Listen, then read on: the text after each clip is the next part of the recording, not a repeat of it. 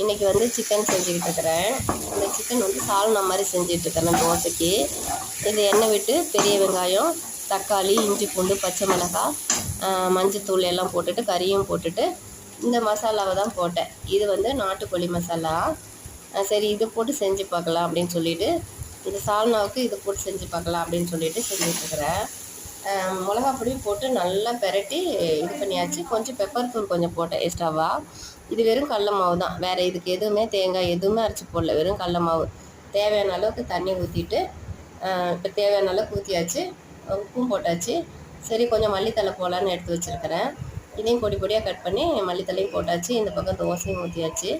இது தேவையான அளவுக்கு அந்த திக்னஸ் நம்மளுக்கு எவ்வளோ வேணுமோ அவ்வளோ. இப்போ பாருங்கள், சாதாரண நம்ம கறி குழம்பு சிக்கன் குழம்பு மாதிரி தான் இருக்கும். தோசையும் ஊற்றிட்டேன். இந்த பக்கம் வந்து எங்கள் பொண்ணுக்கு வந்து தக்காளி குழம்பு, பெரிய பொண்ணு, அவள் சிக்கன் மட்டன் சாப்பிட மாட்டாள். அதனால் தக்காளி இதே ஸ்டைலில் தான் செஞ்சேன். கடல மாவு போட்டு குருமா மாதிரி. அது ஒரு 2 தோசை அப்படி இப்படி தான் வரும். சரி அடுத்தது முட்டை தோசை அவளே ஊற்றிக்கிறேன்னா, சரி ஊற்றுப்பா அப்படின்னு சொல்லிவிட்டு நான் வந்து வீடியோ எடுத்துக்கிட்டு இருக்கிறேன். சரி எப்படி ஊற்றுவான்னு பார்க்கலாம் அப்படின்னு சொல்லி, எப்படி சமைக்கிறான்னு பார்க்கலான்னு சொல்லிவிட்டு வீடியோ எடுத்துக்கிட்டு இருக்கிறேன். ஊற்றியாச்சு. ஒரு பிளெயின் தோசை ஊற்றிட்டு சரி அடுத்ததுக்கு நான் முட்டை தோசை ஊற்றிக்கிறேன்னு சொல்லிவிட்டு இப்போ ஊற்றிட்டுருக்குறா.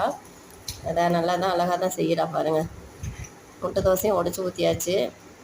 முட்டை தோசைக்கு முட்டையை உடச்சி ஊற்றியாச்சு. சரி ஸ்பூன் கொடுத்தேன் இதை களைச்சி விட சொல்லி. அப்புறம் களைச்சி விட்டுட்டு எதுவுமே வேணாமா, பெப்பர் எதுவுமே வேணாமா. அப்புறம் திருப்பி போட்டாச்சு. ஓரளவுக்கு வந்துடுச்சு, நல்லாவே வந்துடுச்சு, ரெடி ஆயிடுச்சு.